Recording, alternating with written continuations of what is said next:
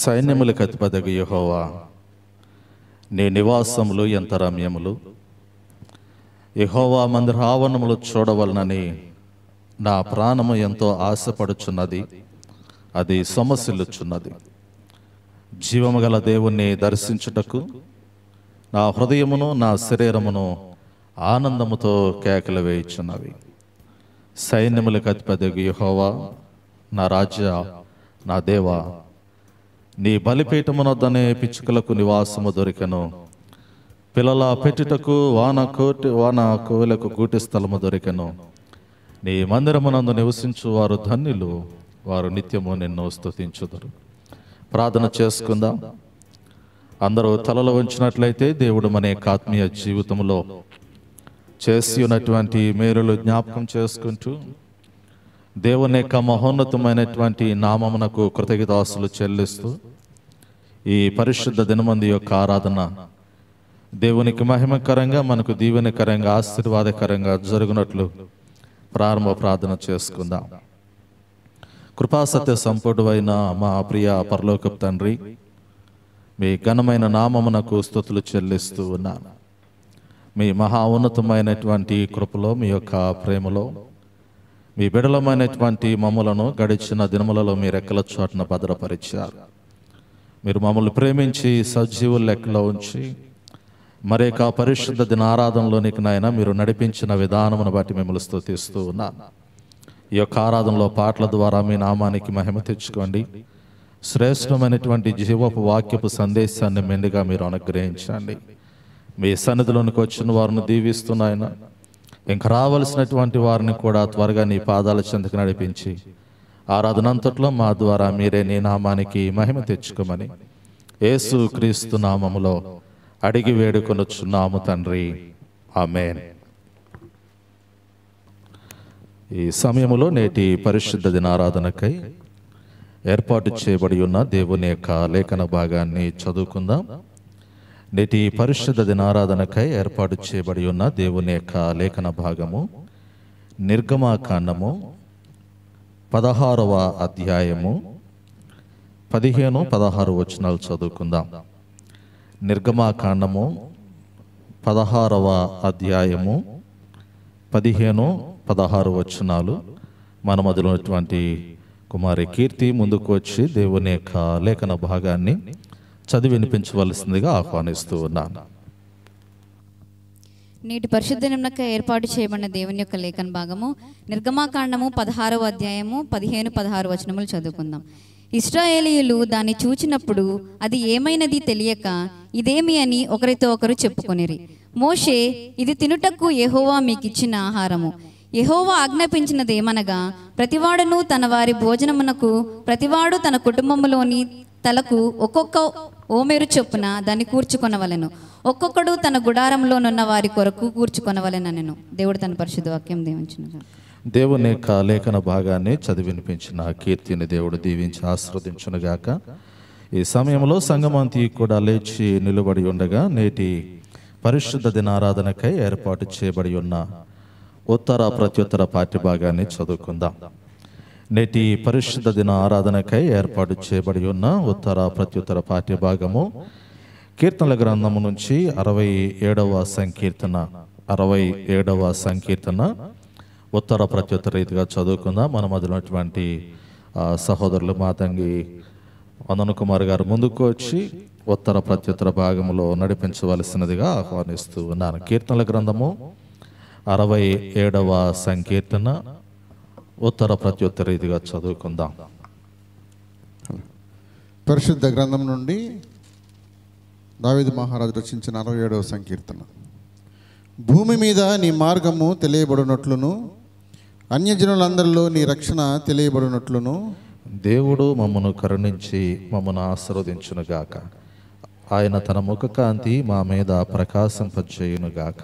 దేవా, ప్రజలు నిన్ను స్తుతించుదురుగాక, ప్రజలందరూ నిన్ను స్తుతించుదురుగాక. న్యాయమును బట్టి నీవు జనులకు తీర్పు తీర్చుదువు, భూమి మీదనున్న జనములను ఏలెదవు. జనములు సంతోషించుచు ఉత్సాహధ్వని చేయునుగాక. దేవా, ప్రజలు నిన్ను స్తుతించుదురుగాక, ప్రజలందరూ నిన్ను స్తుతించుదురుగాక. అప్పుడు భూమి దాని ఫలములనిచ్చును. దేవుడు మా దేవుడు మమ్మను ఆశీర్వదించును. దేవుడు మమ్మను దీవించును. బూదిగంత నివాసులందరూ ఆయన భయభక్తులు నిలుపుతారు. మనమందరము కూడా ఆ విధంగానే నిలువబడి ప్రభువుని స్తుతించుకుందాం, ప్రభువుని ఆరాధించుకుందాం. మనం ఆరాధించేటువంటి ప్రభువారు ఆత్మస్వరూపులై ఉన్నారు కాబట్టి ఆయన ఆరాధించే వారందరూ కూడా ఆత్మతో సత్యముతో ఆరాధించాలని ప్రభువారు సెలవిచ్చిన రీతిలో ఆంధ్ర క్రైస్తవ కీర్తనల పుస్తకంలో 776 నెంబర్ పాట మహిమ నీకే ప్రభు, ఘనత నీకే ప్రభు అనే పాట పాడుకుందాం. 776 నెంబర్ పాట. సంఘములో ఉన్నటువంటి వారు కోయిర్ వారిని అనుసరిస్తూ చక్కగా పాట పాడి దేవుని నామాన్ని ఘనపరచవలసిందిగా మనం చేస్తూ ఉన్నాం.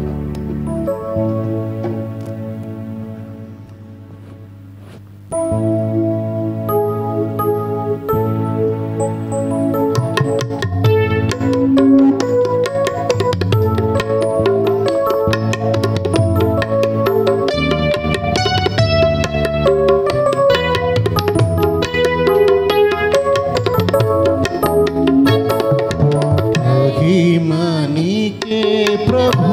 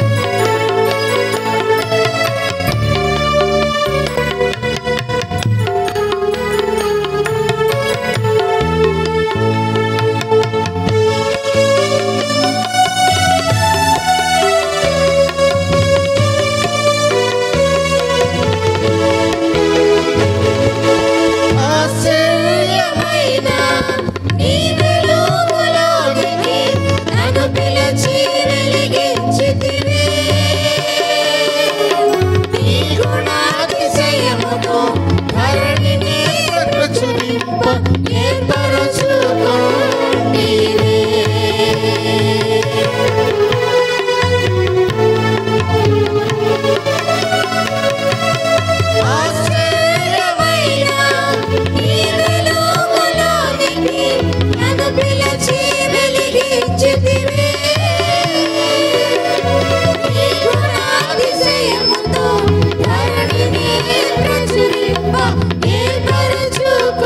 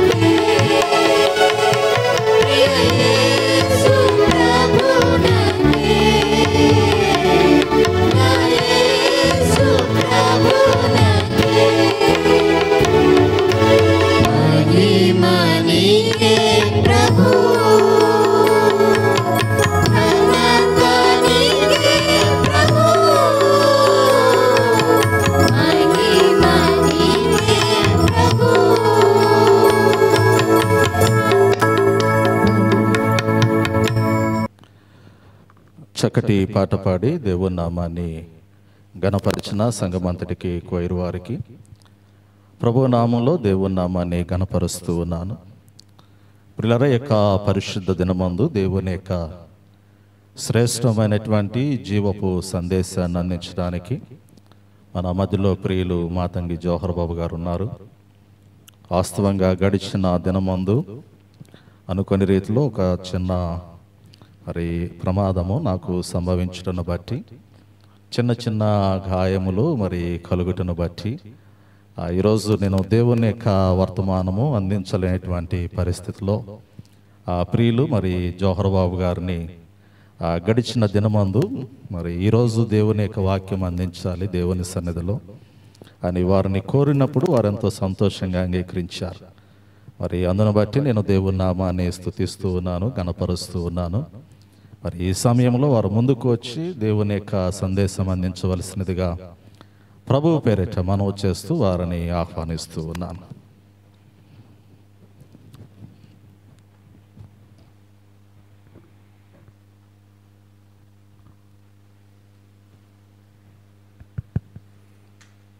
ప్రభు అయిన యేసుక్రీస్తు నామంలో కూడి వచ్చిన మీ అందరికీ నిండైన వందనాలు తెలియజేస్తున్నానండి.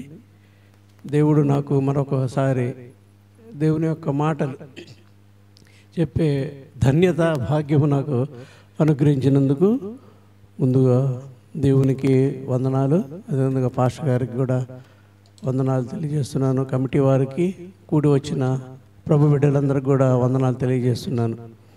వాక్య ధ్యానంలోకి వెళ్ళబోయే ముందుగా చిన్న ప్రార్థనతో నా వాక్య సందేశాన్ని ప్రార్థించుకుందామండి. ప్రేమగల నా తండ్రి, పరిశుద్ధ దేవా, నీ పరిశుద్ధ పాదములకు వేలాది వందనములు చెల్లించుకుంటున్నాం. నా తండ్రి, నా ప్రభువా, యొక్క ప్రభు దినములో మేమందరం ఉదయ కాలంలో మీ పాద సన్నిధి దగ్గర చేరి నిన్ను సేవించే భాగ్యం మాకు అనుగ్రహించినందుకు మీకు వేలాది వందనములు చెల్లించుకుంటున్నామయ్యా.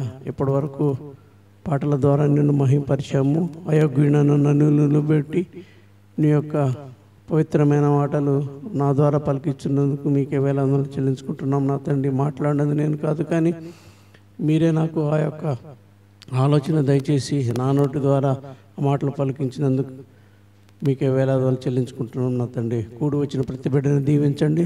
నా తండ్రి, రాక వెనకబడిన బిడ్డలందరినీ సకాలంలో రప్పించి నా తండ్రి నీ యొక్క ఆరాధనలో పాల్గొనే భాగ్యం అనుగ్రహించవలనని నా ప్రభువును తన ప్రియకుమారుడైన యేసే నామమున ప్రార్థించి అడిగి వేడుకొనుచున్నాం తండ్రి. ఆమేన్, ఆమేన్. వాక్య ధ్యానంలోకి వెళ్దామండి.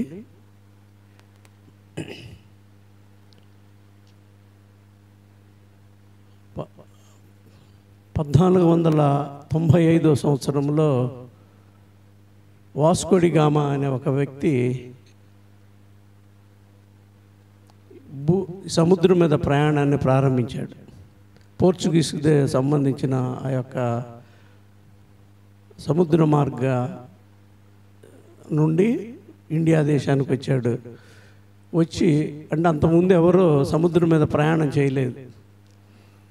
ఆయన ప్రపంచాన్ని మొత్తాన్ని చుట్టూ వచ్చి గుడ్ హోప్ దగ్గరకు వచ్చి అటు కలకత్తా ఇండియా మొత్తం తిరిగి మళ్ళా తన యొక్క పోర్చుగీస్ దేశం వెళ్ళాడు. అదే పరంపరలో 1770లో కూడా జేమ్స్ కుక్ అనే ఇంకొక నావికుడు, అతను కూడా దీన్ని ఇన్స్పిరేషన్గా తీసుకొని అగైన్ ఈయన కూడా సముద్ర మార్గం ప్రయాణం చేసి ఈసారి ఆస్ట్రేలియా ఖండం వెళ్ళాడు అనమాట.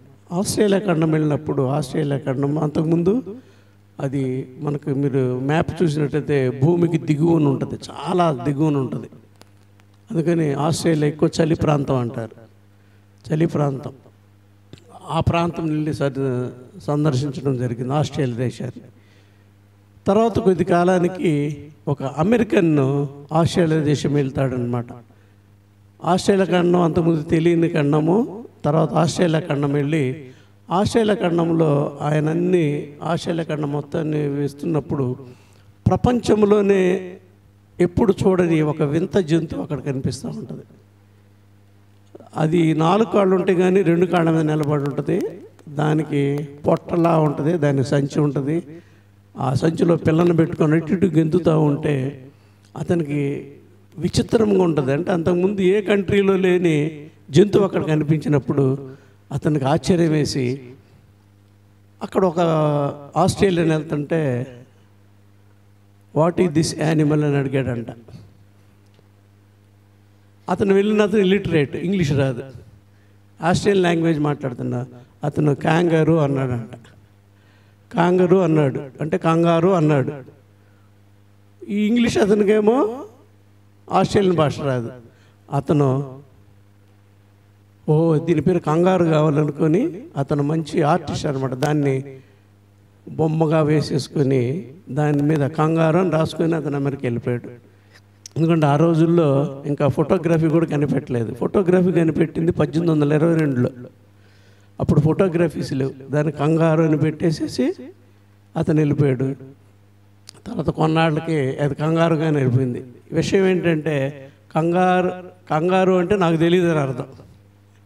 దాని అర్థం ఏంటంటే నాకు తెలియదు అన్నాడు అతను ఇంగ్లీష్ భాషలో.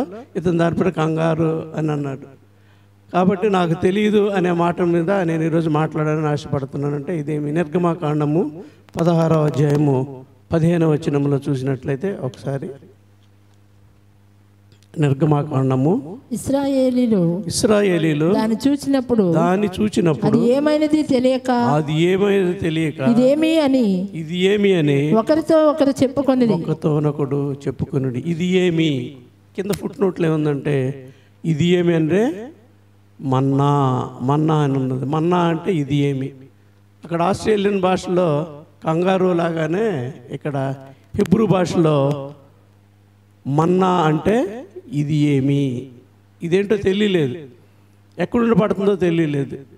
హెబ్రీ భాషలో దీనిని మాన్హు అనే పదాన్ని వాడుకలో వచ్చిన మాన్హు అనే పదం నుండి ఇది కాలక్రమేణా దీన్ని మాన్హు వల్ల మన్నా అయిపోయింది. మన్నా అనే పదం దాని నుండి వచ్చిన పదమే మన్నా అంటే ఇది ఏమి అంటే అది తెలియదు, ఇది ఎక్కడి నుండి వస్తుందో తెలియదు.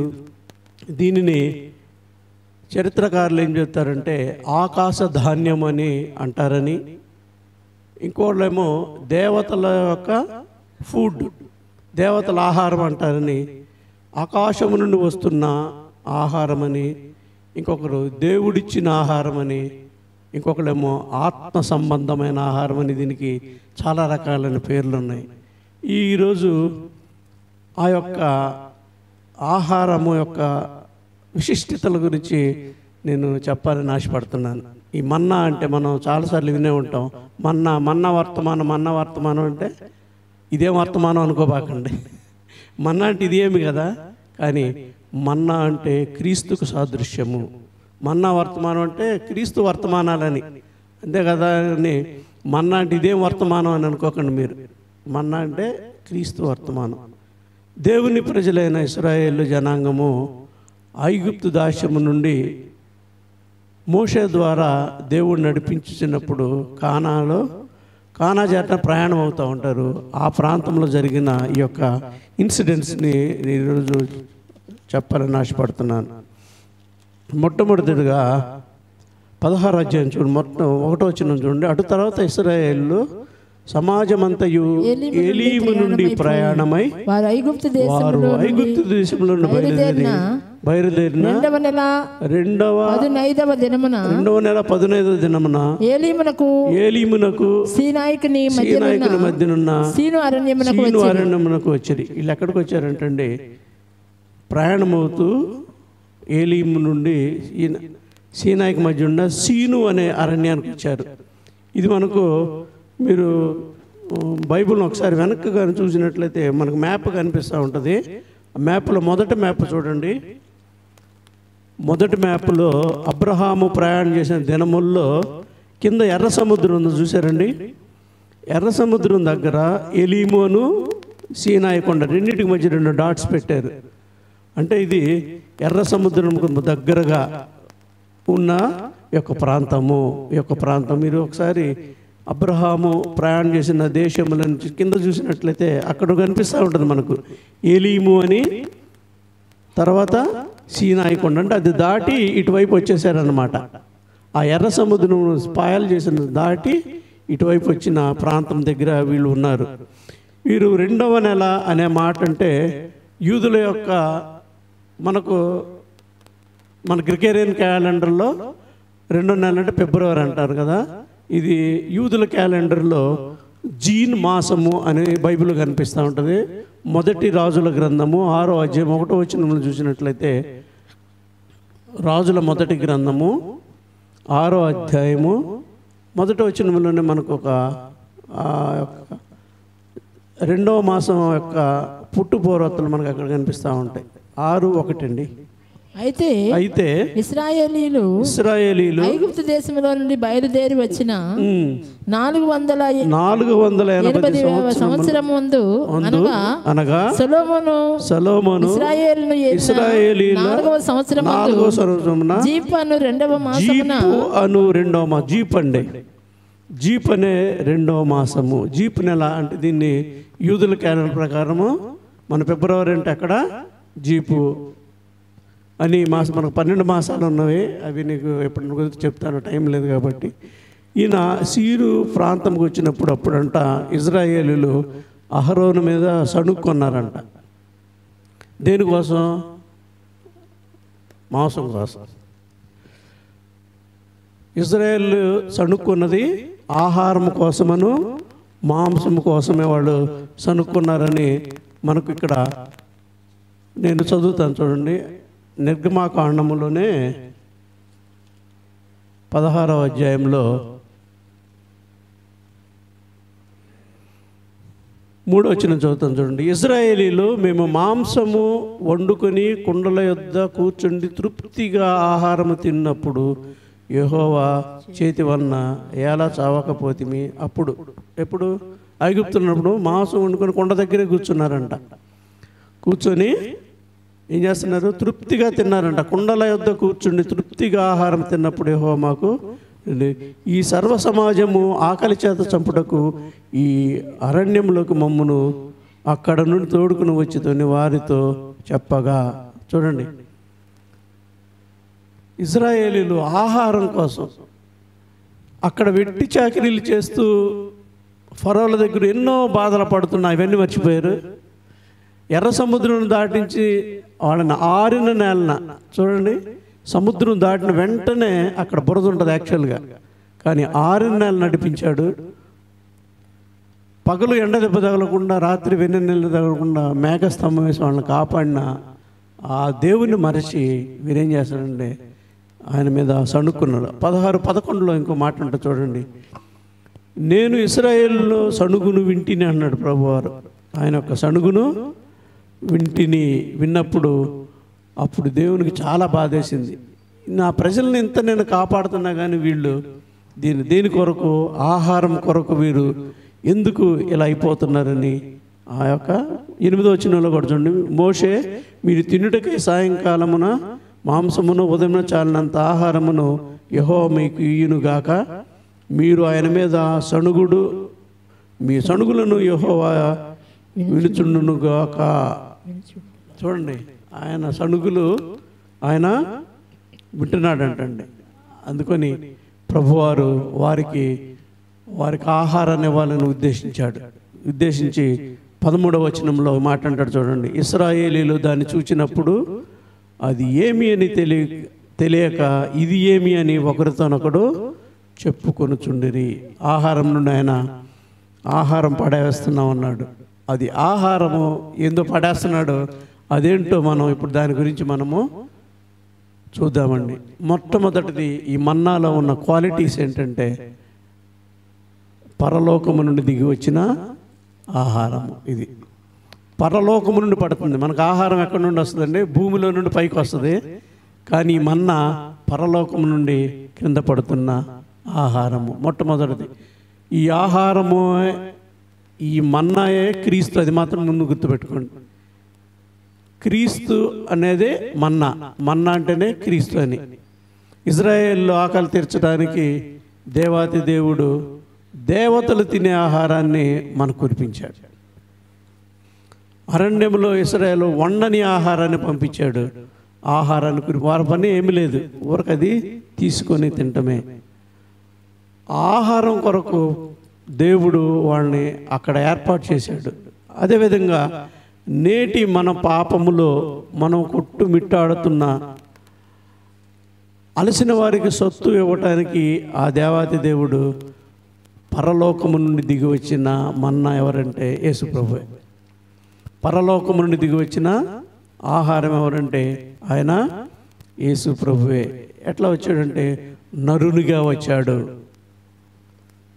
పరలోక ఆహారాన్ని మన్నా రూపంలో ఎలా మార్చాడు ప్రభు అయిన యేసు ప్రభు వారు ఎలా వచ్చారంటే మన్నాగా వచ్చారు. యోహాను సువార్త 6:51 చూస్తే ఆ మాట మనకు కనిపిస్తూ ఉంటుంది. కొంచెం సహాయం చేయవలసింది కోరు. యోహాను సువార్త 51. పరలోకము నుండి దిగి వచ్చిన జీవాహారమును నేనే. చాలండి. పరలోకము నుండి దిగి వచ్చిన జీవాహారం ఎవరంటే ఆయనే. పరలోకము నుండి దిగి వచ్చిన మన్నా ఎవరంటే ప్రభు అయిన యేసుక్రీస్తు వారు. ఎందుకు వచ్చారంటే మనల యొక్క ఆత్మీయ ఆకలి తీర్చడానికి ఆయన పరలోకం నుండి దిగి వచ్చారు. అదే యోహాను సువార్త 8:23 ఒక మాట ఉంటుంది. ఆయన ఎవరు అంటే నేను పరలోక సంబంధిని అని అంటాడు ప్రభువారు. నేను పరలోక సంబంధిని, పరలోకము నుండి భూలోకానికి దిగి వచ్చిన వాడను. యోహాను సువార్త, అదే యోహాను సువార్త 6:35 ఒక మాట అంటాడు, జీవాహారము నేనే. చదవండి. నా యొద్దకు వచ్చువాడు ఏ మాత్రము ఆకలి కొనడు. ఎవరంటండి? ప్రభు అయిన యేసుక్రీస్తు జీవాహారము. ఆయన పరలోకము నుండి దిగి వచ్చిన ఆహారము. ఆయన వద్దకు వస్తే ఎవడు ఆకలి కొనడంట. ఆయన వద్దకు వస్తే ఆకలి కొనడు, రాకపోతే ఆకలి కొంటాడు. వచ్చిన వాళ్ళు తృప్తి పొందుతారు, రాని వాళ్ళు అసంతృప్తితో ఉంటారు.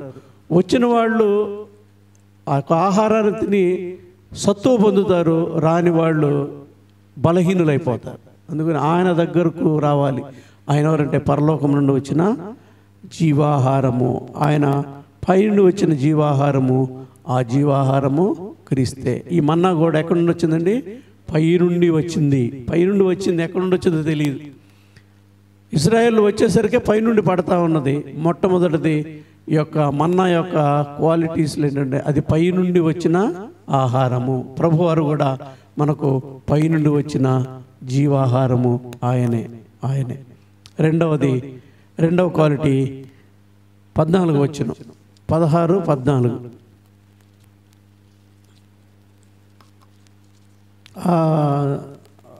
వచ్చినాన్ని కొంచెం అట్ట పెట్టుకోండి. 16, 14లో ఆ పడిన ఆ మంచు ఎగిరిపోయిన తరువాత నూగు మంచు వలె సన్నని కణములు అరణ్యపు భూమి మీద కనబడును. పరలోకం పడిన ఆ యొక్క ఆహారం ఏందో ముందు మంచులాగా పడింది, తర్వాత సన్నని కణం, చిన్న కణం లాగా ఉంటుంది. మనకి ఇంతింత ఆహారం అంటే ఇంతింత ఆహారంలా పడలేదండి, సన్నగా పడినది. ఈ సన్నగా పడినది అనేది తన యొక్క తగ్గింపు జీవితానికి సాదృశ్యంగా ఉంటుంది. ప్రభువారు తగ్గింపు జీవితానికి ఎక్కువ ఇంపార్టెన్స్ ఇచ్చారు. అందుకని ఆకాశ మహాకాశాల పట్టజాలని ఆ దేవాతి దేవుడు రిక్తుడై తగ్గించుకొని మన భూలోకానికి వచ్చాడు. ఎక్కడ? మానవ శరీరము, ఇన్కారినేషన్ అంటారనమాట. ఇన్కారినేషన్ అంటే రక్తమాంసంలో పాలివాడయ్యాడు. ఆయన రక్తమాంసాల్లో పాలివాడయ్యాడు. ఆయన యొక్క దైవత్వము నుండి ఆయన మనకులాగా రక్తమాంసంలో పాల్పడి తగ్గించుకున్నాడు. క్రీస్తు అనే మన్న తగ్గింపు జీవితానికి సాదృశ్యం. ఇది చిన్న మన్న ఏంటంటే చిన్న చిన్న కణాలు, సన్న కణాలతో ఉన్నది. ఆ యొక్క సన్న కణాలు దేనికి సాదృశ్యం అంటే ప్రభు యొక్క తగ్గింపు జీవితమునకు సాదృశ్యంగా ఉంటుంది. ప్రభు యొక్క జననము ఎక్కడండి? పశువుల పాకలు. ఆయన రాజుగా పుట్టిన వాడు ఎక్కడ పుట్టాడు? పశువుల పాకలో పుట్టాడు. ఎందుకని పశువుల పాకలో పుట్టాడు? రాజ సౌధములు ఉంటే మనం రాలేమని. రాజు సౌధములు ఉంటే అందరు రాలేరు. అదే పశువుల పాకలో ఉంటే మనం వెళ్ళడానికి పాసిబిలిటీస్ ఉంటుంది. మన కొరకు ఆయన పశువుల పాకలో పుట్టాడు. పశువుల తొట్టిలో పరుండాడు. గాడిద మీద తిరిగాడు. రాజులకు రాజు గుర్రాలు. ఆ రోజుల్లో గాడిదల మీద ఎవరు తిరుగుతుంటే తక్కువ జాతి వాళ్ళు, గుర్రాల మీదేమో రాజులు తిరిగే. ఆ రోజుల్లో రాజాతి రాజు అయిన వాడు మన కొరకు గాడిద రూపం వచ్చాడు. శిలువ ఘోర మరణం పొందాడు. సమాధి చేయబడ్డాడు. సమాధి కూడా అతనిది కాదు, అరిమతయి యేసోబుని సమాధి చేయబడ్డాడు. మనుష్య కుమారుడే తల వాంచి, ఆయనకు స్థలం లేదు. ఆయన నక్కలకు బొరియలు ఉన్నాయి, ఆకాశ పక్షుల గూళ్ళు ఉన్నాయి. మనుష్య కుమారుడు తలవాల్చుటకు స్థలము లేదు అంటున్నాడు. అంటే అతని యొక్క తగ్గింపు జీవితము. అందుకనే ప్రభువారు చెబుతూ తన్ను తాను తగ్గించుకునేవాడు ఎక్కడ హెచ్చింపడతాడు? పరలోకంలో హెచ్చింపబడతాడు. మన యొక్క తగ్గింపు జీవితం ఉండాలి. దేవుడు అది మనకు నేర్పెళ్ళాడు. మనం హైప్ చేసుకోవటానికి కాదు. దేవుడు మనకి ఇక్కడేం నేర్పంటే తగ్గి ఉండండి. ఎందుకంటే మనం ఏదన్నా వేరే వాళ్ళ ఇంటికి వెళ్ళినప్పుడు ఎలా ఉంటాం? మామూలుగా ఉంటాం. అదే మన ఇంటికి వెళ్తే మన యొక్క వైఖరి మారుతూ ఉంటుంది.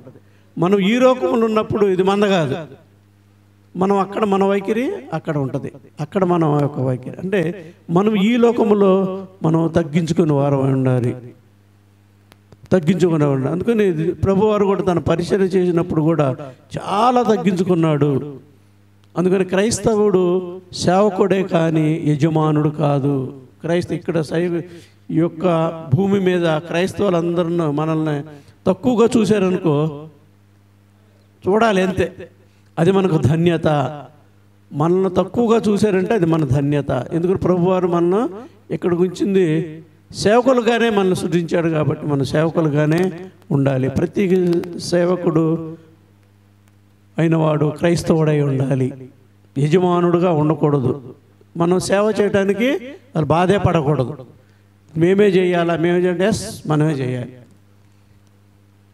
అన్యులు హెచ్చిపోతున్నారంటే వాళ్ళు ఇక్కడ వరకే. మన దేశం ఒకటి ఉంది, మన లోకం ఒకటి ఉంది, అక్కడ మనము హెచ్చింపబడతాం.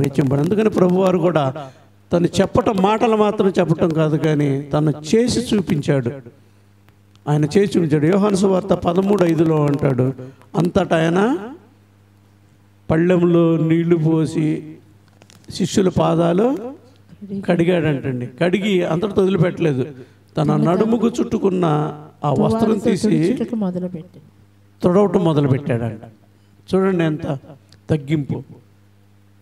గురువు ఎప్పుడు శిష్యుల చేత పూజింపబడటమే కాదు, అవసరం వస్తే శిష్యులకు కూడా సేవ చేయాలి. కొరింథీయులకు రాసిన 2వ పత్రిక 8:9 ఒక మాట ఉంటుంది చూడండి. కొరింథీయులకు రాసిన 2వ పత్రిక 8:9. మీరు మన ప్రభు అయిన యేసుక్రీస్తు కృపను ఎరుగుదురు కదా. ఆయన ధనవంతుడై ఉండి మీరు తన దారిద్ర్యము వలన ధనవంతులు కావాలని మీ నిమిత్తము దరిద్రుడాయాడు. ఆయన ఎవరంటండి? ధనవంతుడైన ఆయన మనల్ని ధనవంతులు చేయడానికి ఆయన దరిద్రుడయ్యాడు. ఆయన తగ్గించుకున్నాడు. ఎందుకోసం? మనల్ని హెచ్చించడానికి ఆయన తగ్గించుకున్నాడు. అదే ఫిలిప్పీలో కూడా ఒక మాట ఉంటుంది చూడండి. ఒక ఫిలిప్పీ రాసిన పత్రిక 2వ అధ్యాయము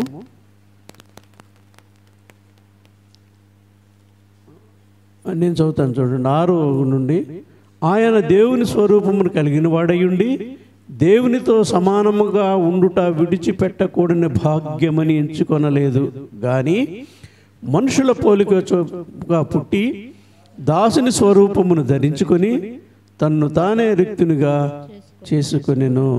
ఎంత చేసుకున్నాడంటే శిలువ మరణం పొందినంతగా తగ్గించుకున్నాడు. ఆయన ఎంత తగ్గించుకున్నాడంటే శిలువ మరణం పొందినంతగా ఆయన తగ్గించుకున్నాడు. అందుకని ఈ యొక్క మన్నా ద్వారా మనం ఏం చేస్తాం? తగ్గింపు జీవితము. అది చిన్న కణమైనప్పటికీ ఆ ఇశ్రాయేల్ యొక్క ఆహారాన్ని తీర్చగలిగిన క్వాలిటీ ఉన్న మన్నా ఉంటుంది. కాబట్టి ప్రభువారు కూడా మన్నాకు సాదృశ్యమైన వాడు. క్రీస్తు అంటే ఆ మన్నా క్రీస్తే. మొట్టమొదటిది ఏంటంటే అది పరలోకము నుండి దిగి వచ్చినది. రెండవది చిన్నది, తగ్గింపు జీవితం కలిగినది. మూడవదిగా చూస్తాము 16:16లోనే, నిర్గమాకాండము 16:16లో ఒక మాట ఉంటుంది చూడండి. 16:16లో మోషే తినుటకు యెహోవా మీకు ఇచ్చిన ఆహారము యెహోవా ఆజ్ఞాపించినదేమనగా ప్రతివాడును తన వారి భోజనమునకు ప్రతివాడు కుటుంబంలోని తనకు ఒక్కొక్క ఓమెరు చొప్పున దాన్ని కూర్చుకొనవలెను. ఒక్కొక్కడు తన గుడారములో ఉన్న వారి కొరకు కూర్చుకొనవలెనను. చూడండి, మూడవది ఇది ఎవరి కోసం అంటే అందరి కోసము అయిన మన్నా. వయసుతో భేదం లేదండి. ఇది ప్రతి ఒక్కరి కొరకు కురిపించబడిన పరలోకపు మన్నా. ఈ ఆహారము వయసుతో నిమిత్తం లేదు, ఎవరైనా తినదగినది. ఇప్పుడు మన ఇంట్లో ఏదన్నా డిష్ వండితే పెద్దవాళ్ళకు సపరేట్గా వండుతారు. వారి ఆ డిష్లో తేడాలు ఉంటాయి. సాల్ట్ ఎక్కువ వేయకూడదని, కారం ఎక్కువ వేయకూడదని సపరేట్ అంటే వయసును బట్టి మన డిషెస్ ప్రిపేర్ చేస్తూ ఉంటారు. కొంతమంది సాల్ట్ ఎక్కువ తినకూడదు, కొంతమంది స్వీట్ ఎక్కువ తినకూడదని. కానీ ఈ ఆహారము అందరికీ అనుగుణమైన ఆహారము. చిన్నల మొదలుకొని పెద్దవారి వరకు సరిపడిన ఆహారం ఇది. ఈ ఆహారము ఏ వయసు వారైనను ఇష్టపడే ఆహారం కూడా ఏ వయసు వారైనను తను జీర్ణింపజేసుకునే ఆహారము. ఈ యొక్క ఆహారము అందరి కొరకు కురిపించబడినది. వయసులో జాతి, ఆడ మగ తేడా లేకుండా ప్రతి ఒక్కరికి కురిపించబడిన ఈ వాక్యము క్రీస్తు అనే జీవాహారము కూడా మన కోసమే, అందరి కొరకు. ఆహారం ఏంటంటే రక్షణే. క్రీస్తు అనే ఆహారం ఏంటంటే మనకు రక్షణ. ఈ రక్షణ ఒక కులానికో, వర్గానికో, మతానికో, ప్రాంతానికో, పిల్లలకు, పెద్దలకు కాదు. మనం సర్వసాధారణంగా అనుకుంటుంటే చర్చికి వెళ్తుంటే ఇప్పుడే ఎందుకురా అంటే వయసు వాళ్ళకి అప్పుడే చర్చి వద్దు అనే పాతకాలంలో అనేవాళ్ళు. ఎవరు? పండు ముసలి వాళ్ళు, పెద్దవాళ్ళు చర్చికి వెళ్ళేవాళ్ళు. యువకులందరూ చర్చిలకు అంత ఇదిగి వెళ్ళేవాళ్ళు కాదు. ఇదివరకు రోజుల్లో అనేవాళ్ళు. ఇప్పుడు కొంచెం కాలం మారినట్టుంది. కానీ ఈ యొక్క ఆహారం ఏంటంటే అందరకు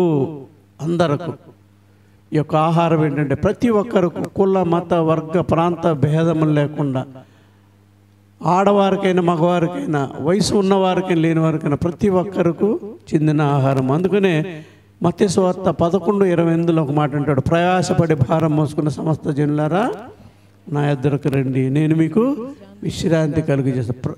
ప్రయాసపడి భారం మోసుకున్న సమస్త జనులు, అందులో ఎవరైనా లేదు, అందరికీ మీకు విశ్రాంతి కలుగజేస్తాను. విశ్రాంతి ఏంటంటే రక్షణ. ఆ విశ్రాంతి ఎక్కడ దొరుకుతుందంటే ఈ లోకంలో అసలు దొరకదు. ఈ యొక్క రక్షణ ఎక్కడ దొరుకుతుందంటే ఆ విశ్రాంతి పరలోకంలో మనకు ఉంటుంది. అక్కడ ఏముండదు, ఏం తినాలి, ఏం తాగాలి, ఏం వండాలి, ఈ బాడీకి సంబంధించిన ఈ బాధలు ఏమి ఉండవు. అక్కడ విశ్రాంతి, నిత్య విశ్రాంతి కలుగుతుంది. అందుకని ఈ యొక్క మన్నా అందరకు కురిపించబడిన మన్నా, ప్రభు అయిన యేసు క్రీస్తు వారు మనకు కురిపించిన రక్షణ అందరకు, గ్రీసు దేశస్తులని లేదు, ఎవ్వడని లేదు, అందరకు సంబంధించిన మన్నాను దేవుడు మనకు కురిపించాడు. తిమోతి రాసిన మొదటి పత్రిక 1:5 చూడండి. తిమోతి రాసిన మొదటి పత్రిక 1:15.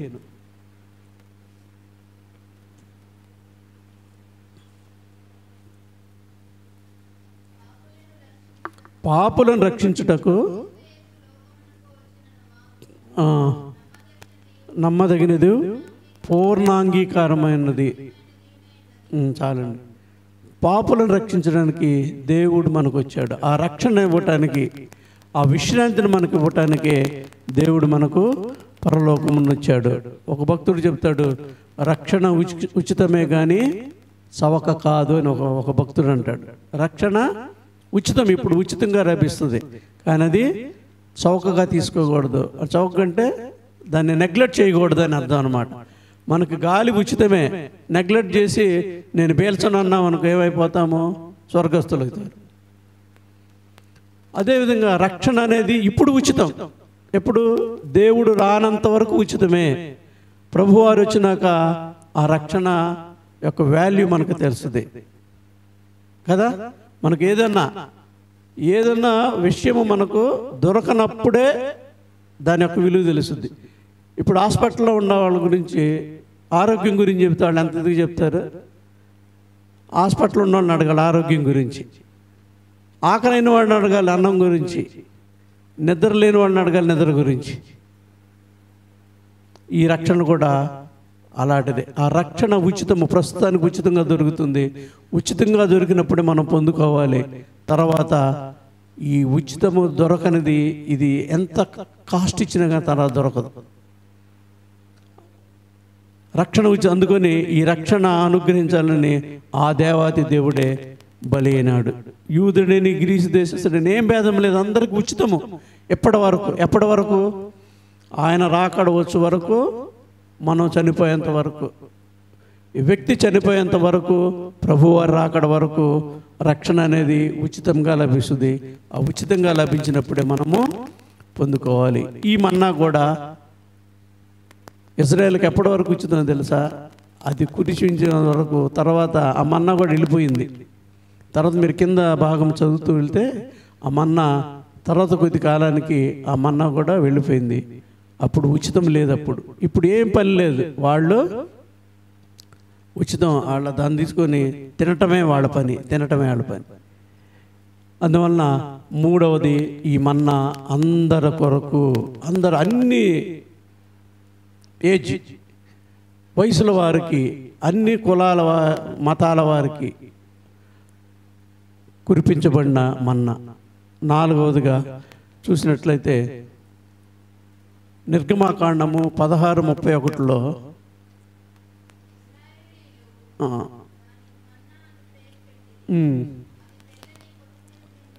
తెల్లని కొత్తిమీర గింజ వలె ఉన్నది.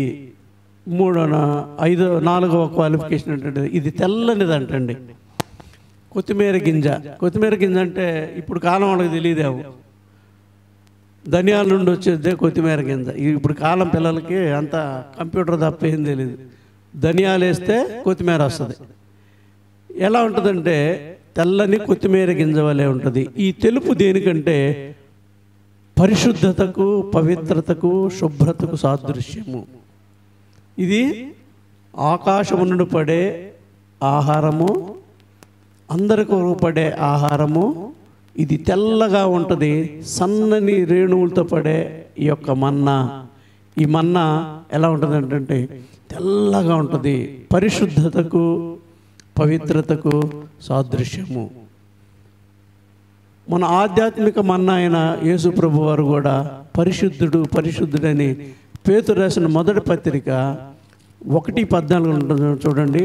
నేను పరిశుద్ధులను కనుక మీరును పరిశుద్ధులై ఉండుడి. ఆయన పరిశుద్ధుడు. మరి మనం ఆయన సన్నిధి చేరుకోవాలంటే మనం ఎలా ఉండాలంటే పరిశుద్ధులుగా ఉండాలి. ఎందుకని పరలోకము నుండి దిగి వచ్చిన మన్నా తెల్లగా ఉందంట. ఆ మన్నాకు సాదృశ్యమైన ప్రభువారు కూడా పరిశుద్ధుడు. తెలుపు పరిశుద్ధతకు సాదృశ్యముగా ఉన్నది.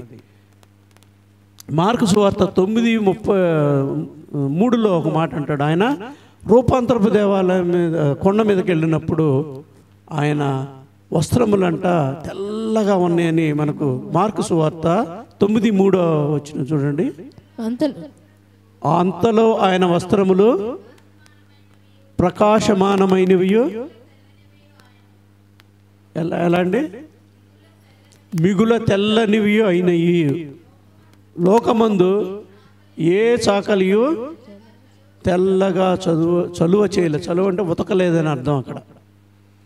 అంతలో ఆయన వస్త్రాలంటే తెల్లగా అయిపోయినాయి అంట. ఆ యొక్క సాదృశ్యము ప్రభువు పరిశుద్ధుడు. తెలుపుదనము పరిశుద్ధతకు సాదృశ్యముగా ఉన్నది. అదే యోహాను రాసిన మొదటి పత్రిక 1:7 అంటాడు, యేసు రక్తము ప్రతి పాపంను పవిత్రులుగా చేయండి. ఒకసారి చదవండి. 1:7 ప్రతి పాపము నుండి మనలను పవిత్రులుగా చేయను. పవిత్రత అంటే తెలుపు అని అర్థం. తెల్లగా చేస్తాడు. మన పాపపు డాగుల చేత మనము నల్లబడి లేకపోతే మన చేసిన పాపాల వల్ల ఎర్రబడి ఉంటే దేవుడు దగ్గరకు వస్తే మనల్ని తెలుపు చేస్తాడు. అందునిమిత్తం ఆయన తన యవ్వన రక్తాన్ని మన కొరకు కార్చాడు. తెల్లనిది. ఈ యొక్క మన్నా ఎలాంటిది? తెల్లగా కొత్తిమీర గింజ వలె ఉందంట. ఆ యొక్క సాదృశ్యమే ప్రభు అయిన యేసు ప్రభువారు పరిశుద్ధుడు, పరిశుద్ధుడు, పరిశుద్ధుడు. 3 సార్లు పరిశుద్ధుడని బైబిల్లో మనకు 2-3 సార్లు కనిపిస్తుంది. అంటే తండ్రి, కుమార, పరిశుద్ధాత్మ ముగ్గురు పరిశుద్ధులని అక్కడ 2 సార్లు ఉండదు. పరిశుద్ధుడు, పరిశుద్ధుడు, పరిశుద్ధ. యెషయా గ్రంథము 6వ అధ్యాయంలోనే అట్లా కనిపిస్తూ ఉంటుంది. పరిశుద్ధుడు, పరిశుద్ధుడు, పరిశుద్ధుడు అంటే తండ్రి, కుమార, పరిశుద్ధాత్మ ముగ్గురు పరిశుద్ధులే. ఆ పరిశుద్ధత, ఆ పవిత్రత మనకు ఆపాదించడానికి ప్రభువారు తన రక్తాన్ని కార్చాడు. కీర్తనల గ్రంథంలో 51లో దావీదు మహానుడు హిమము కంటే తెల్లగా ఉన్నట్లు ఒకసారి చదవండి.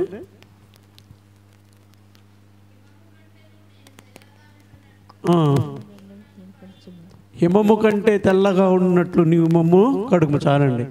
తెల్లగా ఉన్నట్లు ఆయన కడగాలంట. ఆయన కడగాలంటే మనం ఆయన దగ్గర పాపాలు ఒప్పుకో, ఆయన దగ్గర రావాలి. ఆయన కడగాలంటే మనం రావాలి. మనం ఇంటి దగ్గర కూర్చొని కడుగయ్యా అంటే కాదు, మనం ఆయన దగ్గరికి వచ్చి పాపాలు ఒప్పుకోవాలి. అందుకని ఈ యొక్క మన్నా ఇజ్రాయేల్ కొరకు కురిసిన మన్నా ఇట్లా తెల్లగా ఉందంట. ఇంకొక క్వాలిటీ ఏంటంటే 16:31లోనే చూడండి. ఇంక కింద చదవండి కొద్దిగా. దాని రుచి తేనెతో కలిపిన అపూపము వలె ఉన్నది. దాని రుచి ఎలా ఉంటుంది? తెల్లనగా ఉంది. 1. రుచి తేనె కలిపినది. తేనె కలిపిన పదార్థం మామూలుగా మనకు ఎలా ఉంటుంది? రుచిగానే కనిపిస్తుంది కదా. మనకు తేనె రుచికి సాదృశ్యముగా మనం చూస్తూ ఉంటాము. కీర్తన గ్రంథంలో 34:8లో భక్తుడు అంటాడు, యెహోవా ఉత్తముడని రుచి చూచి తెలుసుకొనుడి. ఆయన రుచి ఎలా ఉంటుందంటే తేనె కలిపినట్లు. తేనె కంటేను జుంటి తేనె ధారాల కంటేను ఆయన మధురముగా ఉంటాడు. ఆయన ఎట్లా తెలుసుకోవాలి? మనం ఆయన రుచి చూసి తెలుసుకోవాలి. రుచి చూడాలంటే మనం ఆయన వాక్యాన్ని చదవాలి. వాక్యాన్ని చదువుతున్నా కొంది మనలో ఆ రుచి తెలుస్తూ ఉంటుంది. ఎప్పుడో ఒకసారి ఉదయం ఒక అధ్యాయము అయిపోయింది, సాయంత్రం అయిపోయింది. అలా కాదు. వచ్చినము అధ్యాయము మనకు కుదిరినప్పుడల్లా చదువుతూ ఉంటే ఆ యొక్క మాధుర్యం తెలుస్తుందండి.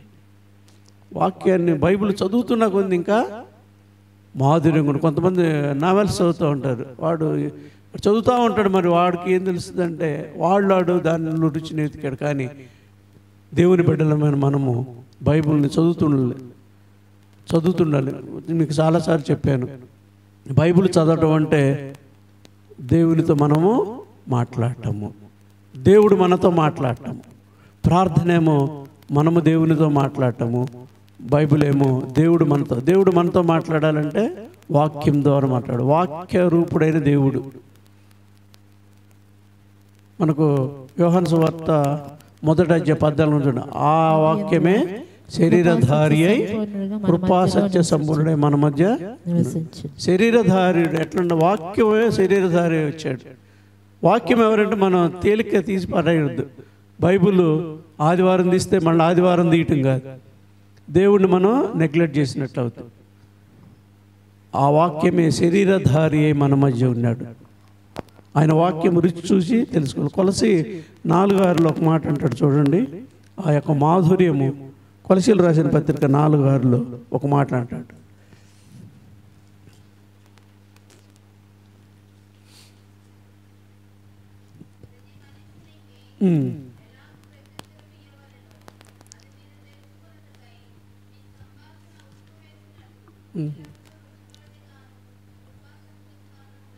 చూడండి, మన సంభాషణ రుచి కలిగి, ఉప్పు వేసినట్టు రుచి కలిగి ఉండాలంటండి. అంటే అందరికి ఆమోదయోగ్యంగా ఉండాలి అని చెప్పడం అన్నమాట. మనం ఒక తరపున మాట్లాడటం కాదు, కానీ మన యొక్క సంభాషణ ఉప్పు వేసినంత రుచిగా ఉండాలి. ప్రభువారు ఆయన మాటలు వింటుంటేనంట జనసమూహాలు ఎలా ఉండారంటే టైం కూడా మర్చిపోయి వింటూ ఉండేవాడంట ప్రభు యొక్క మాటలు.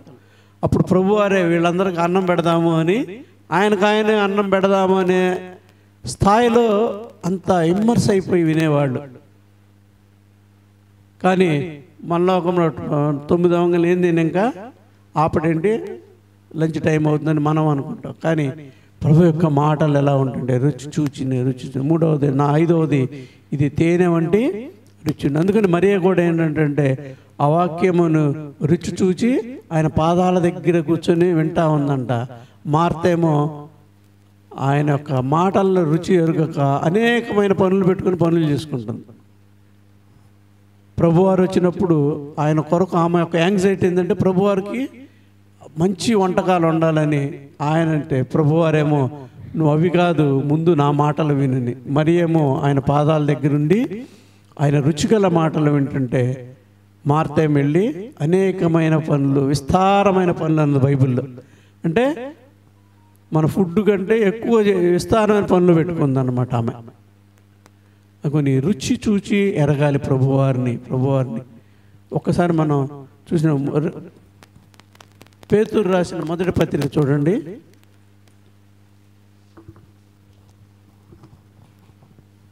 2వ అధ్యాయం.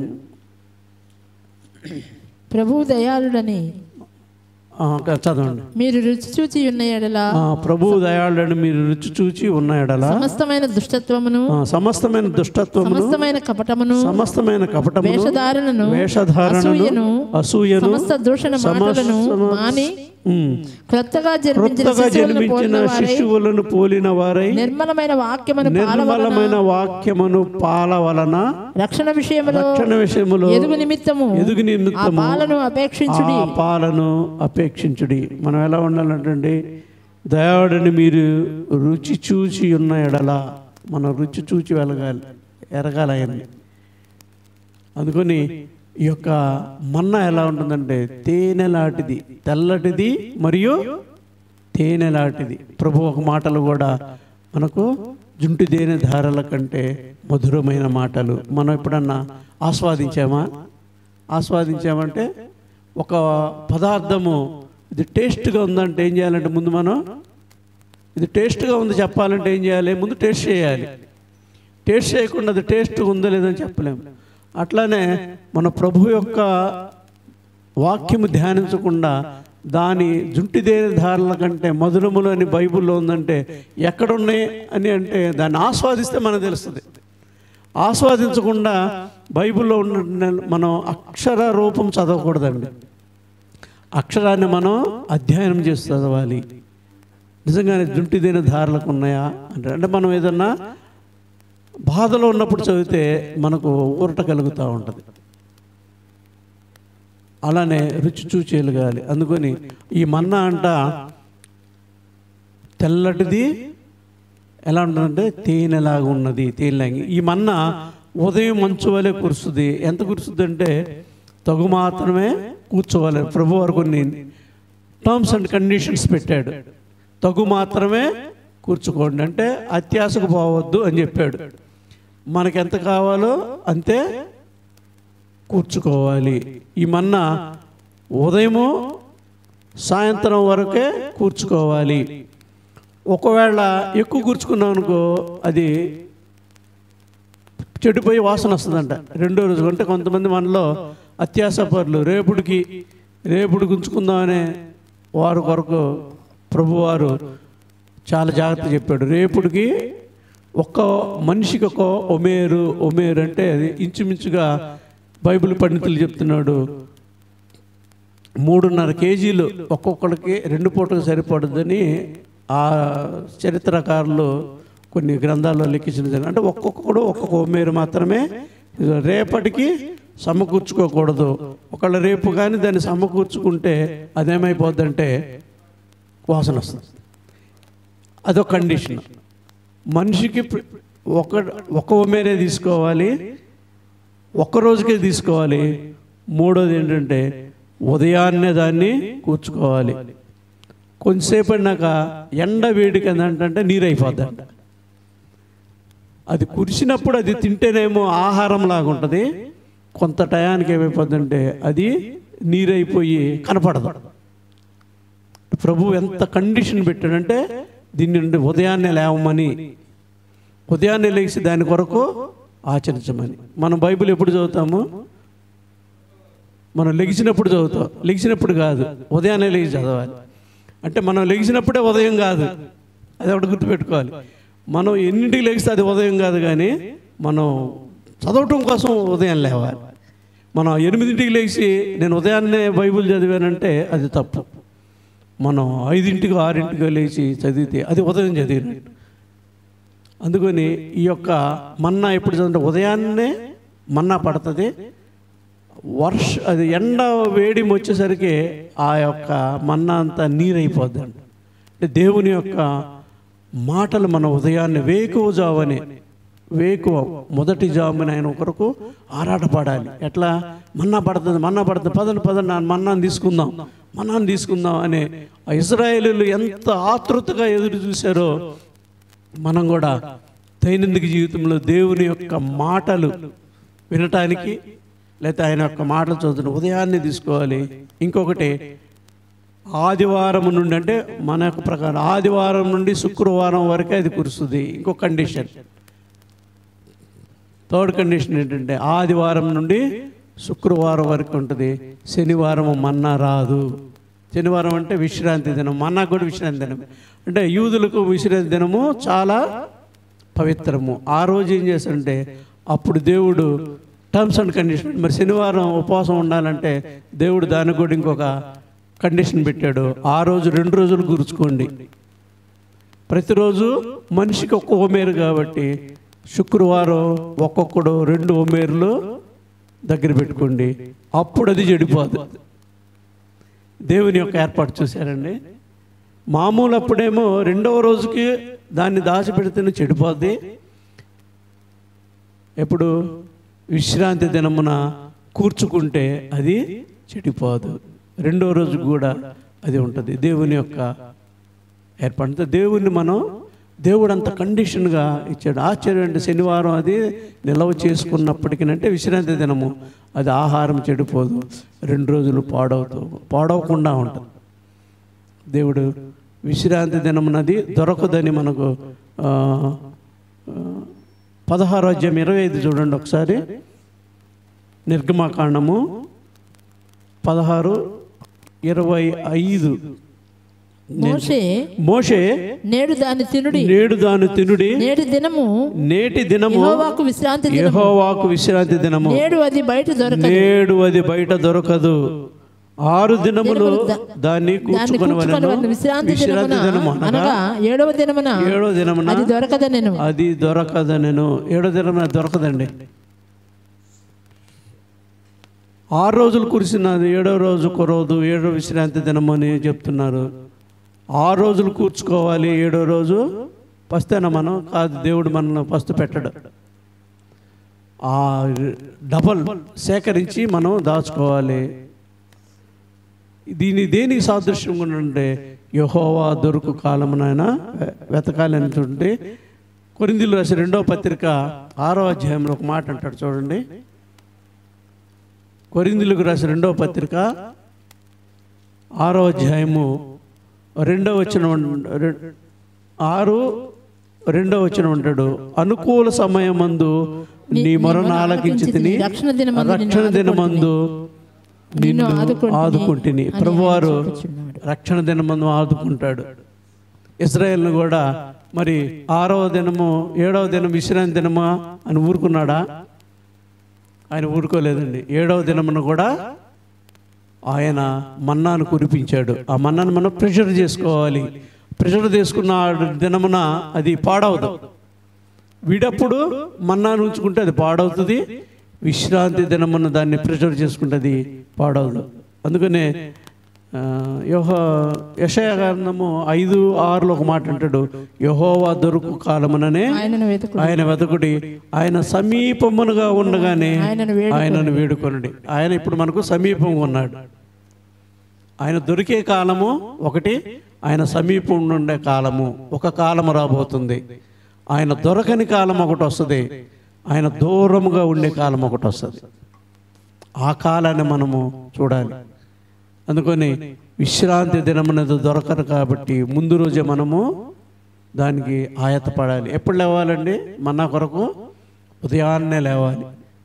అది ఎండ వేడిమి పడకముందే రావాలి. అంటే ఎండ ఇప్పుడు 6:30 ఆ ప్రాంతంలో సూర్యరశ్మి రాకముందు వచ్చేటప్పుడే ఆ మన్నా ఉందనుకు ఏమైపోతుంది, ఆ మన్నా నీరైపోద్ది అంట. అప్పటి వరకు అది మన్నాలాగున్న పదార్థము అది వాటర్ లాగా మారిపోద్ది. అందుకు దేవుని యొక్క సన్నిధికి ఉదయాన్నే వేకువజామున లేవాలి. వేకువజామున లేవాలి. ఈ మన్నా మనకు హెచ్చరిస్తుంది ఏంటంటే మీరు నన్ను పొందుకోవాలంటే ఉదయాన్నే లేవాలి.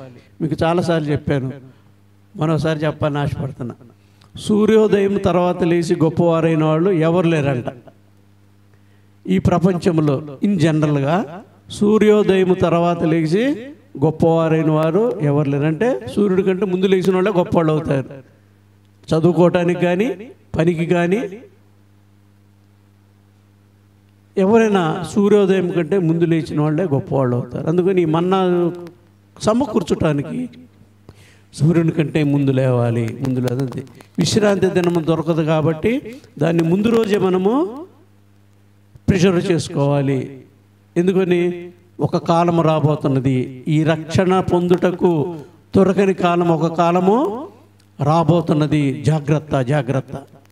అప్పుడు మనం లేచి చూసేసరికి మన్నా నీరైపోయినట్లుగానే రక్షణ మనకు దూరం అయిపోతుంది. ఆ యొక్క మన్నాను పరలోకమున్న మన పితరులు తిన్నారు, వాళ్ళు చనిపోయారు. ఇవన్నీ చెప్తుండే పరలోకం నుండి వచ్చిన ఆ యొక్క మన్నాను మన పితరులు తిన్నారు, చనిపోయారు. కానీ మనకు సాదృశ్యమైన మన్నా ఇది మన ఎదురుగానే కనిపిస్తుంటుంది. సాదృశ్యమైన మన్నా. ఈ మన్నా తినువారు శారీరకంగా చనిపోతారు కానీ ఆత్మీయంగా బ్రతుకుతారు. మన కళ్ళ ముందే కనిపిస్తుంది మన్నాను. ఒకసారి మీరు చూసినట్లయితే కొంతమంది ఆ మన్నాను భుజించడానికి ఆయత్తపడిన వాళ్ళు ఉన్నారు, ఇంకా పడని వాళ్ళు ఉన్నారు, కొంతమంది సంశయిస్తున్న వాళ్ళు ఉన్నారు. ఈ మన్నా తినువారు పరలోకములో మనము బ్రతుకుతాము. మన్నాకు సాదృశ్యమైన నలగగొట్టబడిన దేవుని శరీరము, కార్చబడిన దేవుని యొక్క రక్తము మన కళ్ళ ముందు కనిపిస్తూ ఉంటుంది. ఈ మన్నాను తినువారు మరన్నిటికీ చనిపోరు. శారీరక మరణం పొందాం కానీ ఆత్మీయ మరణము మనం పొందము. కానీ ఆ మన్నా తిన్న మన పితరులు 2 మరణాలు పొందారు. కానీ ఈ మన్నా తినువారు ఒక మరణమే పొందుతారు. ఆత్మ మరణము మనకు ఉండనే ఉండదు. మన బైబిల్ అలా బోధిస్తుంది. ఈ మన్నా, ఆ మన్నా ఏంటంటే పరలోకము నుండి దిగి వచ్చిన మన్నా. అది ఈ మన్నా ఏం చేస్తుందంటే మన పరలోకాన్ని తీసుకెళ్ళింది. ఆ పరలోకము నుండి దిగి వచ్చిన మన్నా పరలోకము నుండి క్రిందకి వస్తే, ఈ మన్నా మనం బుద్ధిస్తే మనల్ని పరలోకము నుండి మనల్ని ఇక్కడ నుండి పరలోకాన్ని తీసుకెళ్తుంది. అందువల్ల అందరూ దేవుని సన్నిధికి వచ్చే ప్రతి ఒక్కరు, ఆదివారం వచ్చే ప్రతి ఒక్కరూ ప్రభు బల్లలో పాల్గొనాలని దేవుని యొక్క కోరిక కాదు, ఆయన యొక్క ఆర్డర్, ఆదేశం అన్నమాట. అందుకంటే పిలువబడిన వారు అనేకులు, ఏర్పరచబడిన వారు కొందరే. మనం దాన్ని ఎలా అందామంటే, చర్చికి వచ్చేవాళ్ళు కొందరు, అందరూ బల్లలో పాల్గొనేవాళ్ళు కొందరే. మనం దాన్ని మనంగా మార్చుకుంటే, చర్చికి అంటే దేవుని సన్నిధికి వచ్చేవారు అందరూ, బల్లలో చేయవారు కొందరే. కొందరు అలవాటు చొప్పున, లేకపోతే కొందరు జనం కోసం, కొంతమంది వయసు వచ్చింది కాబట్టి బల్లన్న తీసుకోవాలి, ఈ యొక్క దాంతో కాదు. కానీ దేవుని నిజముగా మనము దేవుని అంగీకరించి మన యొక్క బల్లలో చేయి వేయాలి. అందుకని అపోస్తుడైన పౌలు మహాశయుడు రాస్తూ ఈ బల్ల గురించి మనకు చాలా వర్తమానం చేశాడు. 11వ అధ్యాయము మీరు ఇంటి దగ్గర చదివితే 28 అంటాడు, కాబట్టి ప్రతి మనుష్యుడు తను తాను పరీక్షించుకునవలను, అలాగు చేసి ఆ రొట్టెని తిని ఆ పాత్రలను తాగవలను. తర్వాత పాస్టర్ గారు దాని గురించి వివరిస్తారు. కానీ అక్కడ మనకు మొత్తం మనకు ఈ యొక్క బల్ల గురించి ఎంతో ఉంటారు. కొంతమంది అయోగ్యులు అయిపోతారు. మన ఏముందంటే ఇక్కడ 29 అంటాడు, ప్రభు శరీరం అని వివేచింపక తిని త్రాగువాడు తనకు శిక్షావిధి కలుగుటకే తిని త్రాగుచున్నాడు. అయోగ్యంగా చేసేవాడంటే శిక్షావిధి ఉంటుంది, జనం కోసం ఏదో ఆచారంగా తీసుకుంటే శిక్షావిధి ఉంటుందని 29 అంటాడు. ఇందువలన అనేకులు బలహీనులు, రోగులనై చాలామంది చనిపోతూ ఉన్నారు. అందుకని అయోగ్యంగా మనం ఎవరు బల్లలో పాల్గొన్నది. ఎందుకంటే ఈ యొక్క మన్నా యొక్క ప్రాధాన్యతను మనము గ్రహించలేని వారు అన్నాము. ఈ లోకంలో తెలియదు, పరలోకం వెళ్ళినప్పుడు మనకు ఈ యొక్క మన్నా యొక్క ఆహారం తెలుస్తుంది. మనల్ని భూలోకము నుండి పరలోకానికి తీసుకెళ్ళగలిగిన రక్షణ ఆహారం ఏదంటే ఈ మన్నాయే. అట్లు చేసేది మనం పరలోకంలో మనందరము ఉందాము. మారు మనసు పొంది, పాప క్షమాపణ పొంది, బాప్తిస్మం పొంది బల్లలో మనము పాల్గొనాలని దేవుని యొక్క ఆజ్ఞ. ఈ యొక్క పరలోకపు మన్నాను మనం భుజించాలని దేవుని యొక్క ఆజ్ఞ. ఎప్పటి వరకు అంటే దేవుని రాకడ వచ్చు వరకు మనం ఉండాలి. రాకడ చాలా చాలా సమీపంగా ఉన్నది. మనకు విజయవాడకు వరద వస్తుందని ఎవరు అనుకోలేదు, అటుపక్క వరద వస్తుందని అసలు ఎవరు అనుకోరు. ఒకళ్ళు వరద వస్తే ఇటు ప్రక్కకు వస్తుందని అనుకున్నారు, కానీ మనం తెలియలేదు. అన్ని భూకంపాలు, యుద్ధాలు, ఎన్నో భయంకరమైన రోగాలు, ధనాపేక్ష, లోకాశలు, ప్రేమలు చల్లారిపోవటం. ఎంత అంటే దేవుడు అంటే అంతం అప్పుడే రాదు, కానీ ఇవన్నీ రాకడకు సూచనలు మాత్రమే. ప్రభు ఇప్పుడు వస్తుందని ఎప్పుడు చెప్పలేదు. ఎవరైనా చెప్పినా కానీ అది అబద్ధమే. ఎందుకంటే నాకే తెలియదు అన్నాడు ప్రభువారు, తండ్రికి తప్ప ఎవరికి తెలియదు. కానీ ఈ యొక్క సూచనలు మాత్రము ప్రభువారు మనకి ఇచ్చారు. ఇవన్నీ ఉండే కాబట్టి మెల్లకువగా ఉండి మనము చేయాలి. మారు మనసు పొందాలి. మనము ఎవరైనాను మనసు మారుకుంటే ఎప్పుడైనా ఈ నీ దినమందైనను సమాధాన సంబంధమైన సంగతులు తెలుసుకునుట ఎంత మేలు, ఎంత మనోహరము. ఈ దినమందని ఇప్పుడే. ఎప్పుడు సాతానుడు రేపు అంటాడంట, దేవుడు నేడే అంటాడంట. సాతానుడు రేపు పోస్ట్పోన్ చేస్తూ ఉంటాడు.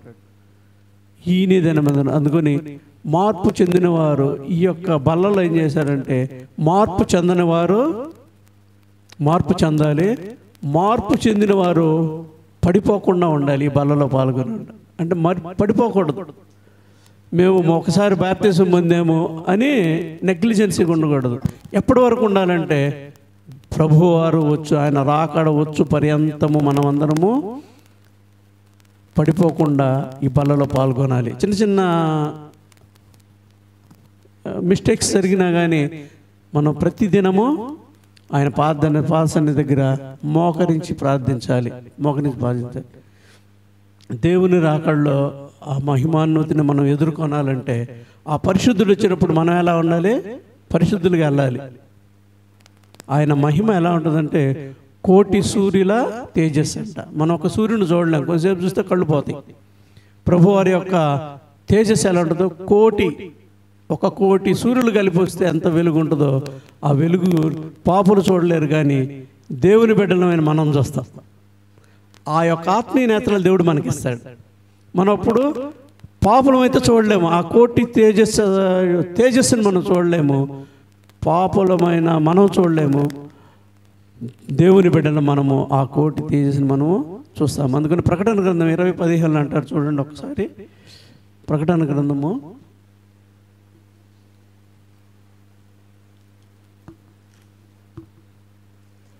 20:15 చూద్దండి. ఎవరి పేరైనను జీవగ్రంథమందు రాయబడినట్టు కనబడని ఎడల వాడు అగ్నిగుండంలో పడవేయబడును. మనం మారు మనసు పొంది దేవుని యొక్క బల్లలో ఉంటే మన పేరు జీవగ్రంథంలో ఉంటుంది. ఎవడి పేరైతే ఆడుంటుందో వాడు అగ్నికి వెళ్ళిపోతుంటే, మనకు ఇదివరకు మేము చదువుకునేటప్పుడు రిజల్ట్స్ వచ్చాయి. రిజల్ట్స్లో నంబర్లు వేసేవాళ్ళు, ఇప్పుడు అలా ఏం వేయట్లేదు. ఎవరు పాస్ అయ్యారు అంటే మన నంబర్ ఉంటే మనం పాస్ అయినట్టు, నంబర్ లేనివాడు ఫెయిల్ అయినట్టే. మేము చదువుకునేటప్పుడు 10th ఇంటర్మీడియట్ రిజల్ట్స్ అన్నీ పేపర్లో వచ్చాయి. ఆ పేపర్లో నంబర్ ఉంటే పాస్ అయినట్టు. అటని ఇక్కడ కూడా జీవగ్రంథం ముందు మన పేరు ఉంటే మనం పరలోకాన్ని వెళ్ళి, లేకపోతే నరకానికి వెళ్ళిపోయినట్టే. అందుకని ప్రభువారు కూడా 21:10 అదే ప్రకటన గ్రంథము ఆత్మశున్నయ్యున్న నన్ను, ఒక్క నిమిషం అమ్మా, 21:10 అక్కడ మొత్తం అంటే చాలా ఉంది. 21:10 నుండి మనం 27 వరకు జీవగ్రంథమందు పేరు ఉంటేనే మనం ఉంటామని అక్కడ ప్రకటన గ్రంథంలో కూడా ఇంటికెళ్ళినా చదవండి. 21:10 నుండి 27 వరకు మనం జీవగ్రంథమందు మన పేరు ఉండాలని దేవుడు మనకు నొక్కు ఒక్కనిస్తున్నాడు. కంపల్సరిగా మన పేరు ఉండాలి. అందుకని ప్రభువారు కూడా, ఈ శిష్యులు కూడా ప్రభువారిని ఒక మాట అడుగుతున్నారు మత్తయి సువార్తలో. అంటే అయ్యా, నేను వెంబడిస్తున్నాం కదా, మా యొక్క జీవితాన్ని మొత్తాన్ని మీకు అంకితం చేశాను, మా యొక్క ఓడలు బళ్ళు నెట్ అన్నీ వదిలేసి ఆయన ప్రభువారు ఒక మాట చెప్తాడు. 19వ అధ్యాయము 27 అంటాడు చూసారా, పేతురు ఇదిగో మేము సమస్తమును విడిచిపెట్టి నేను వెంబడించింది కనుక మాకేమి దొరుకునని ఆయన అడుగగా, యేసు వారితో ఇట్లనెను, ప్రపంచ పునర్జన్మందు మనుష్య కుమారుడు తన మహిమ గల సింహాసనం మీద ఆసీనుడై ఉన్నప్పుడు నన్ను వెంబడించిన మీరును 12 మంది సింహాసనం మీద ఆసీనులై ఇశ్రాయేళ్ల 12 గోత్రములకు తీర్పు తీర్చెదరు. చూడండి ఎంత ధన్యత ఇచ్చాడు. వారెవరండి? వారు పామరులు.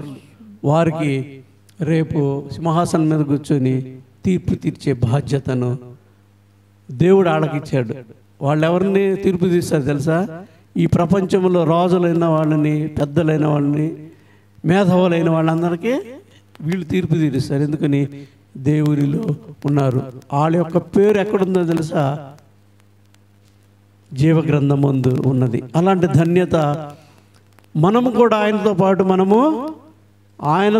మనం ఆ సింహాసనం మీద మనము కూర్చోబెట్టడానికి దేవుడే ఏం చేశాడంటే మానవ రూపే మన దగ్గరకు వచ్చి ఉన్నాడు. ఎందుకని? ఆ పరలోకపు మన్నాను మనను భుజింపనీయడానికి. ఆ పరలోక మన్నా ఆయన యేసు ప్రభువు.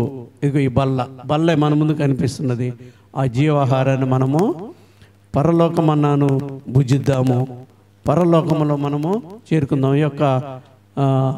ఈ మన్నా యొక్క క్వాలిటీ ఏంటంటే పరలోకమును దిగి వచ్చినది, రెండవది చిన్న కణము, మూడవది ఇది అందరకు వచ్చేది, తెల్లనిది, తేనె వెలి రుచి అయినది.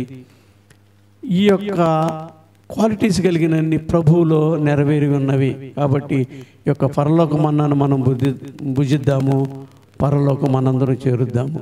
దేవుడి యొక్క కొద్ది మాటలు దీవించునుగాక. Thank you.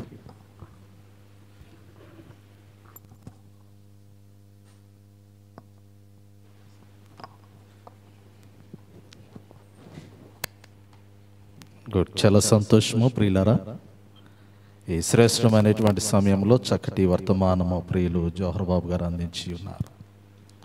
పరలోకపు మన్నా ఇశ్రాయేల్ యొక్క జీవితాల్లో దేవుడు వారికి అనుగ్రహించినటువంటి శ్రేష్టమైనటువంటి మన్నా, ఆకాశపు ధాన్యము, తగ్గింపు జీవితముతో కూడినటువంటి శ్రేష్టమైనటువంటి సన్నని మన్నాను పోలినటువంటి జీవితమును గురించి చక్కగా లేఖనాలను ఆధారము చేసుకుని జ్ఞాపకం చేశారు. ఆ రీతిలోనే మన్నా పాత నిబంధన కాలములో అందరి కొరకు, అందరి నిమిత్తమై ఇవ్వబడినటువంటి మన్నాగా, అది వారికి సమృద్ధిగా ఇవ్వబడినటువంటి మన్నాగా, తెల్లనది పరిశుద్ధమైనటువంటి సాదృశ్యాన్ని తెలియపరిచినటువంటి మన్నాగా, ప్రాముఖ్యంగా రుచికరమైనటువంటి మాధుర్యమైనటువంటి మన్నాను ఇశ్రాయేల్ జీవితాల్లో దేవుడు చక్కగా అనుగ్రహించాడు. కృత నిబంధన కాలంలో మరి మన యొక్క జీవితాల్లో కూడా యేసు ప్రభువారు తన యొక్క శరీరమునకు, తన యొక్క రక్తమునకు సాదృశ్యమైనటువంటి మన్నాను మనకి కూడా సమృద్ధిగా ఇచ్చినట్లుగా మరి చక్కటి వర్తమానాన్ని జోహర్ బాబు గారు అందించిన విధానమును బట్టి నేను ప్రత్యేకంగా వారికి హృదయపూర్వకమైనటువంటి వందనాలు తెలియపరుస్తూ ఉన్నాను.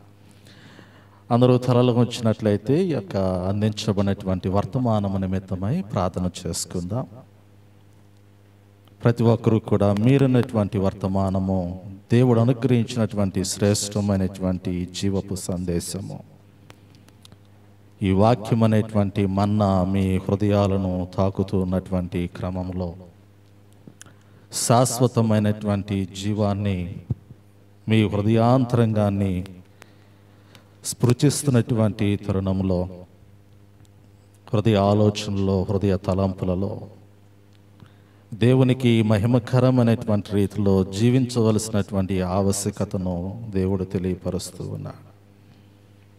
మధురమైనటువంటి శ్రేష్టమైనటువంటి దేవుని యొక్క నామము యొక్క స్మరణ మన హృదయాలను పరలోకపు వీధులలో సంచరింపచేసేటువంటి ఆ అనుభవములోనికి మన జీవితాలు నడిపించబడాలని పరిశుద్ధాత్మ దేవుడు వాక్యము ద్వారా మనతో మాట్లాడి ఉన్నాడు. యేసయ్య నామమే బహు పూజనీయము, నాపై దృష్టి నిలిపి సంతుష్టిగా నన్ను ఉంచి. యేసయ్య నామమే బహు పూజనీయము, నాపై దృష్టి నిలిపి సంతుష్టిగా నన్ను ఉంచి.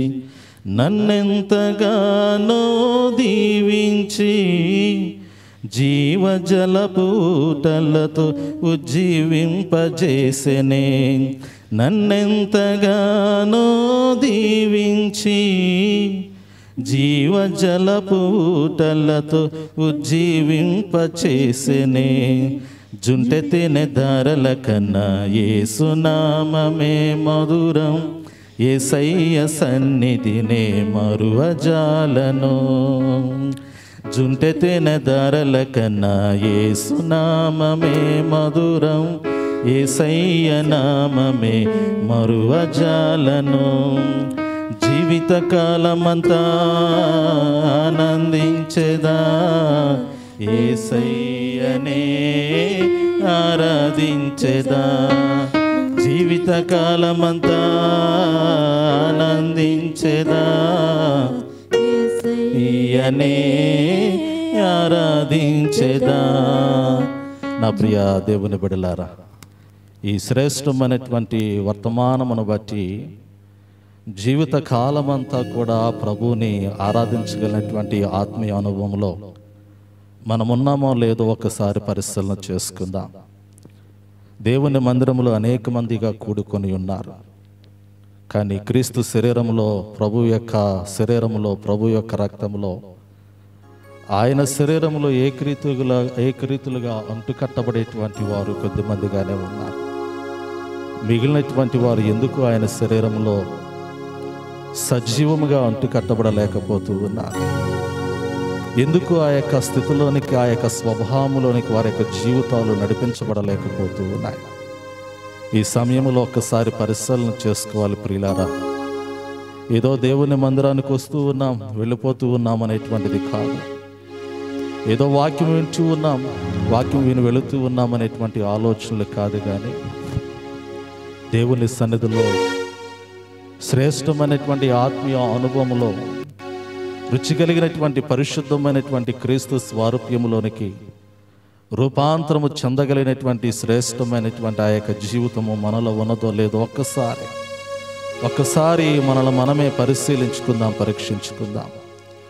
ఒకవేళ నువ్వు దేవునికి దూరంగా ఉంటే, ఒకవేళ నీవు దేవుని యొక్క శ్రేష్టమైనటువంటి జీవపు వాక్యమునకు దూరంగా ఉంటే, ఒకవేళ క్రీస్తు యొక్క స్వారూప్యానికి, ఆయన యొక్క అనుగ్రహించినటువంటి శ్రేష్టమైనటువంటి జీవాహారానికి దూరంగా ఉంటే, ఈ క్షణంలోనైనా ప్రభువా నాకు ఒక నూతనమైనటువంటి మనసును అనుగ్రహించయ్యా, ఒక నూతనమైనటువంటి రక్షణ భాగ్యాన్ని నేను పొందుకునే కృపను దయచేయ్యా. నీలో నేను అంటు కట్టబడాలి, శ్రేష్టమైనటువంటి జీవాహారాన్ని నేను భుజించాలి, జీవించేవాడిగా నేను ఉండాలి, పరలోక వీధుల్లో నేను సంచరించాలి. అటువంటి జీవితము నాకు అనుగ్రహించాలి. దేవుని సన్నిధిలో ఉన్నటువంటి వారు ఈ సమయంలో రక్షణానుభవం కొరకు ప్రార్థన చేయండి ప్రియులారా. ప్రభువు మన యొక్క జీవితాలను తన యొక్క స్వారూప్యంలో, తన యొక్క మహిమకరమైనటువంటి రీతిలో మరల్చుకోవడానికే ఈరోజు మనతో మాట్లాడి ఉన్నాడు. దేవుని సన్నిధిలో ఉన్నటువంటి ప్రతి ఒక్కరికి కూడా దేవుడు తన స్వరాన్ని వినిపించాడు. కాబట్టి మనము ప్రార్థన చేసుకుందాం. ప్రతి ఒక్కరూ కూడా ఈ సమయంలో సిగ్గుపడక బిడియము చెందక ప్రభుతో మీరు మాట్లాడండి. ఇప్పటి వరకు ప్రభు యొక్క స్వరాన్ని మీరు విన్నారు. ఈ సమయంలో ప్రభు మీ స్వరాన్ని వినాలని ఆశపడుతూ ఉన్నారు. మీ హృదయ లోతుల్లో నుండి మీ యొక్క హృదయ స్పందన, మీరు అడిగేటువంటి విధానము, మీ హృదయంలో ఉన్నటువంటి పశ్చాత్తాపము, మీ హృదయాంతరంగంలో ఉన్నటువంటి పాప స్వభావాన్ని విడిచిపెట్టేటువంటి విధానాన్ని, దేవుని పాదాల చెంత మీరు విన్నవించేటువంటి మొరను, క్షమాపణ కొరకు మీరు అడుగుతున్నటువంటి ఆ యొక్క మొరను దేవుడు వినాలని ఆశపడుతూ ఉన్నాడు. నా ప్రియ సహోదరి, నా ప్రియ సహోదరుడా, సిగ్గుపడక ఈ సమయంలో ఒక 2 నిమిషాలు నువ్వు ప్రభువుతో మాట్లాడగలవా?